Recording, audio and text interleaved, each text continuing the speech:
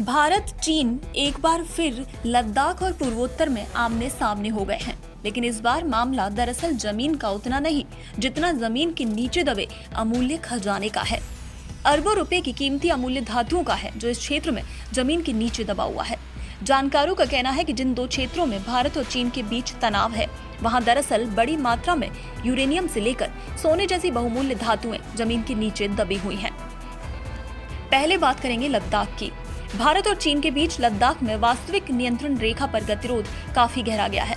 चीनी सेना के हजारों सैनिक गलवान रीजन में 3 स्थानों पर भारतीय इलाके में घुस आए हैं। चीनी सैनिक पैंगोंग त्सो झील से सटे फिंगर एरिया में बंकर बना रहे हैं।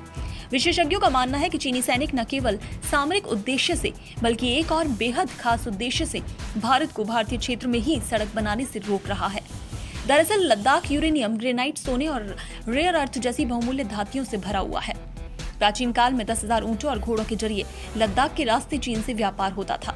लेह के रास्ते ये ऊंट और घोड़े चीन के यारकन, सिनकियांग और तिब्बत की राजधानी ल्हासा तक जाते थे। इस दौरान दोनों देशों के बीच बड़े पैमाने पर व्यापार होता था। लद्दाख के गलवान क्षेत्र में जिस जगह पर भारत और चीन के बीच ये विवाद चल रहा है, उसके ठीक बगल में स्थित गोगरा पोस्ट के पास गोल्डन माउंटेन है। दोनों देशों के बीच तनावपूर्ण संबंधों की वजह से इस इलाके में अभी ज्यादा सर्वे नहीं हुआ, लेकिन माना जाता है कि यहाँ सोने सहित कई बहुमूल्य धातुएं छिपी हैं। यही नहीं, लद्दाख के कई इलाकों में उच्च गुणवत्ता वाले यूरेनियम के भंडार मिले हैं। इससे न केवल परमाणु बिजली बनाई जा सकती है बल्कि परमाणु बम भी बनाए जा सकते हैं। वर्ष 2007 में जर्मनी की प्रयोगशाला में चट्टानों के नमूने की जांच में खुलासा हुआ था कि इनमें 5.36% यूरेनियम मिला था। ये पूरे देश में अन्य जगहों से मिले यूरेनियम से ज्यादा है। लद्दाख भारतीय और एशियाई प्लेट के बीच स्थित है। यहीं पर 50 से 60 मिलियन साल पहले दोनों प्लेटों के बीच टक्कर के बाद हिमालय का निर्माण हुआ था। इसी उभरी लद्दाख की चट्टान को भूगर्भ विज्ञानी खनिज पदार्थों से समृद्ध बताते हैं। इन्हीं पहाड़ों के बीच यूरेनियम के भंडार मिले थे। भूगर्भ विज्ञानियों के मुताबिक यूरेनियम से भरी लद्दाख की चट्टान अन्य जगहों के मुकाबले बहुत नई है। ये 100 से लेकर 25 मिलियन साल पुरानी है। भारत में इस तरह की यूरेनियम से भरी चट्टानें आंध्र प्रदेश, छत्तीसगढ़ और झारखंड में पाई जाती हैं, लेकिन वो 2500 से लेकर 3000 मिलियन साल पुरानी है। चीन के नियंत्रण वाले इलाके से सटे न्यूब्रा शोक नदी घाटी में स्थित उदमारू गांव से ये यूरेनियम से भरी ग्रेनाइट की चट्टान शोध के लिए जर्मनी ले जाई गई थी।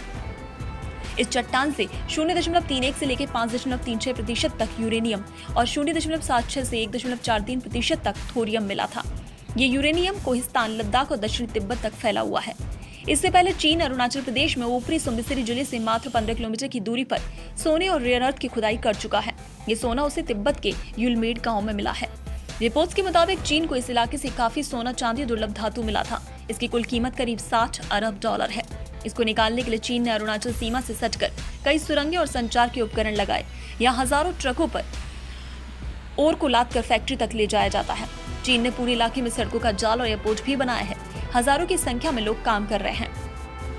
अमेरिका से चल रही तनातनी के बीच चीनी विशेषज्ञों ने सरकार को परमाणु बमों की संख्या को कई गुना बढ़ाकर 1000 तक करने की सलाह दी। चीन के सरकारी समाचार पत्र ग्लोबल टाइम्स के संपादक शू सीजन ने कहा कि अमेरिका से निपटने के लिए चीन को अपने परमाणु वॉरहेड की संख्या को बढ़ाकर 1000 करना होगा। एक अनुमान के मुताबिक चीन के पास अभी परमाणु करीब 260 परमाणु बम है। चीन अगर 1000 परमाणु बम बनाता है तो उसे बड़े पैमाने पर यूरेनियम की जरूरत होगी। वहीं इधर बात करें अरुणाचल प्रदेश की, तो दरअसल चीन ने अरुणाचल प्रदेश से लगने वाली अपनी सीमा के पास एक खदान खोज निकाली है, जिसमें सोना, चांदी सहित कई कीमती खनिज पदार्थ मौजूद होने की बात सामने आ रही है। हांगकांग स्थित साउथ चाइना मॉर्निंग पोस्ट ने खबर दी थी कि चीन लुंजे काउंटी में बड़े पैमाने पर सोने, चांदी और दूसरी कीमती खनिजों की खुदाई कर रहा है। इनकी कीमत करीब $60 अरब है। चीनी विदेश मंत्रालय के प्रवक्ता लू कांग ने इस रिपोर्ट पर कहा, मैंने भी इस रिपोर्ट के बारे में सुना है। इसमें जिस क्षेत्र का जिक्र किया गया है वो चीन का है। उन्होंने कहा कि चीन नियमित तौर पर वहां भूवैज्ञानिक और वैज्ञानिक अनुसंधान करता रहता है। ये पूरी तरह चीनी संप्रभुता के दायरे में आता है। चीन ने हमेशा पर्यावरण परिस्थिति के संरक्षण को महत्व दिया। इस तरह की रिपोर्ट का कोई जमीनी आधार नहीं। भारत और चीन 3488 किलोमीटर लंबी सीमा साझा करते हैं। इस रिपोर्ट में कहा गया है कि चीन इस इलाके में तेजी से आधारभूत ढांचा विकसित कर रहा है। इसका उद्देश्य एक और दक्षिण चीन सागर जैसी स्थिति पैदा करना है। लू ने कहा कि भारत चीन सीमा को लेकर बीजिंग का रुख एक जैसा और साफ है। चीन तथाकथित अरुणाचल प्रदेश को मान्यता नहीं देता। ब्यूरो रिपोर्ट, पत्रिका टीवी।